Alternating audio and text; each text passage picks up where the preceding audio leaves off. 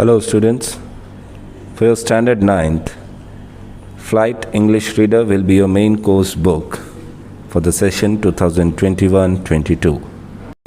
It has 15 chapters divided into 5 different units, and each unit is based on a theme. There are different themes in every unit, and accordingly the chapters are divided. The first unit has a theme of environment and it has 3 chapters. The first chapter is the Jamun tree, followed by Beautiful Blue Planet, followed by the third chapter, Sal Umarda Timakka. In the backyard of the house where Ricky, Yonak, Monpi and Tinky lived, stood a lovely Jamun tree. It was a tall and stately tree with dark green leaves and trailing branches that clawed into the sky. The Jamun tree was a source of joy to the children. They loved to climb its knotty, gnarled branches and played hide and seek among the foliage.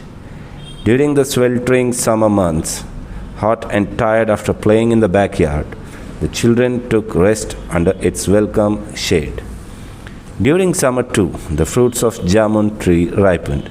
At first, these appeared in tiny, unripe green clusters which gradually swelled into juicy, purple-colored fruits. The branches of the trees dropped with the weight of their luscious burden. Their greatest joy was to eat the ripe jamuns while sitting on a long, sturdy branch of the tree. The tree bore so much fruit that children from the neighborhood dropped in too and ate as many as jamuns they could. The backyard always resounded with the shrill cries of happy children. The syrupy sweetness of the jamuns invited other visitors too. A pair of squirrels who lived in a nearby bamboo grove came regularly to nibble at the fruits. Scores of beautiful blue bottles flitted around the tree, settling every now and then to drink nectar from the fruits. Honeybees, who seemed to be forever busy, filled the air with their urgent buzzing. Ants arrived in great numbers, marching in straight lines to carry off the fruits which had fallen onto the ground. The children would spend hours watching the ants. They marveled at the discipline with which these hardy little creatures toiled, carrying loads many times their own weight. But the visitors that the children loved most were the birds, squabbling magpies, chirping sparrows, and squawking parrots being the commonest. Ricky and Jonak built a bird bath, and their sisters Monpi and Tinky filled it with water. The birds enjoyed splashing about in the cool waters. The month was January. The Bihu festival was fast approaching. There would be much feasting and merriment during the festival. Each household would build a meji, a pile of firewood stacked neatly together in their backyard. On the first morning of the festival, the meji would be set alight, invoking the blessings of Agni, the god of fire. Let us build a champion meji this year, Ricky suggested a few days before the festival. Jonak, Monpi and Tinky warmed to the idea. Monpi, the most practical one, saw the difficulties ahead.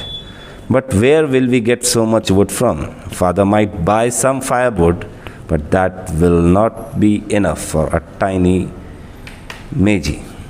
True, agreed Tinky. Mother uses a gas stove in the kitchen. There is no firewood in the house. For a while, the children pondered over the problem.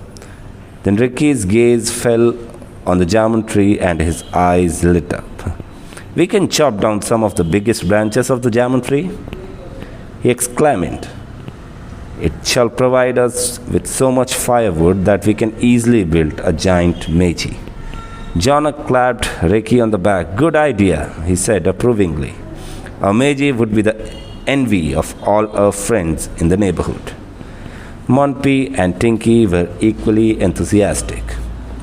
How could they cut down those enormous branches? If their parents knew, they would surely be angry, and even if there were 4 of them, cutting down a tree so large would take them at least 2 days. But the chance came just one day before the festival. Their grandmother had fallen ill in Calcutta and she wanted their parents with her. Before they left, their mother gave them very clear last minute instructions. Don't forget to get the milk in the morning and remember to do your homework every day. And if you have time, go to the woods and pick up twigs and sticks that have fallen on the ground. You can add that to the wood we will buy for the Meiji. The following day, happily for the children, was a Saturday. Borrowing an extra axe from their neighbors, they divided up the duties. Ricky and Jonak, being older, took on the heavy job of cutting the branches. Monpy and Tinky were to stock the wood in neat piles on the ground. Ricky climbed to one of the top branches. It wasn't easy getting there, but he managed it. When he had tucked himself between the huge trunk and the thick branch, he looked around. What a magnificent view! There in the distance, the deep, placid river flowed past the temple. A train went toot-toot, leaving a trail of ash-grey smoke. In the jamun tree itself, birds twittered happily. But he was forgetting the Meiji. Picking up the axe, he began a systematic chop-chop close to his body. Suddenly, he could hear a shrill, high-pitched scream. It was the hawk kite that used to nest in the tree. He could only see one. Did that mean the other had gone off to hunt for food for fledglings? Were there little ones in the nest? Curious, he climbed a little further, and sure enough, there were two nearly full-grown chicks. In fact, they were so big that they looked almost like their parents, only lighter in color. Hey, Jonak, cried Ricky, climbing down. There is a nest with two young hawk kites. And look, Ricky, there's an enormous beehive. Must be 2 years at least. Sitting astride two branches, they wondered what was to be done now. Obviously, we can't cut the side of the tree down. What will happen to the chicks? Gnaw this side and think of all the efforts that's gone into making of that beehive. And there must be many other nests that are used regularly by the birds. See, that's the hole that the barbets use. And look, this hole, this obviously is a squirrel's home. I can see peanuts inside. They climbed down slowly. Down below, Monpy and Tinky were gathering whatever sticks and twigs they could find. They were surprised to see the brothers down so soon. What happened? They asked. Somewhat embarrassed, Ricky explained. You see, this tree is a home for so many creatures that we couldn't bring ourselves to cut it down. Oh, that's not fair, cried the youngsters together. What shall happen to a Meiji? Well, let's think, said Jonak. We can't cut the tree, that's obvious. How would we feel if someone burnt our house down? Said Monpy, looking thoughtful. The four of them sat in the shade of the tree, leaning against a gnarled trunk. Finally, Ricky spoke. I think we have to forget our plans of a big Meiji. This year, maybe next year. Jonak had an idea. Look, in our class we have a social forestry project. They are giving us subbable saplings to plant in February, March. I think I will ask them for some. These trees are specially grown to be cut so that older trees can be saved, Ricky said. What a good idea, Jonak. Get some saplings. We shall plant them along the boundary wall in 2 years' time. When they are grown, we can cut them down and have a grand Meiji. When their parents returned, Monpy and Tinky told them about how the jamun tree had nearly become a Meiji.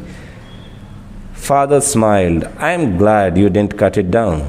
Think what would have happened. You and your friends climb the tree, eat its fruits, play in its shed. If it were not there, our courtyard would be silent. He stopped for a while, then continued. It takes years and years for a tree to grow, mature, bear flowers and fruits. To cut one down takes just a few hours. Then he smiled and said, Come, I have brought each of you a gift. They are lying in the backyard. The four youngsters rushed to the back of the house. To their delight, 4 saplings, one each of jamun, mango, guava, and jackfruit, were propped up in polythene bags against the bamboo fencing. The children lost little time in digging for holes in the four corners of the backyards and planting the saplings. They promised to water the plants morning and evening. It would take some time for the sapling to grow up into trees, and these they decided they wouldn't cut down. They would grow into big tall trees. The eucalyptus and sababul, they could be cut.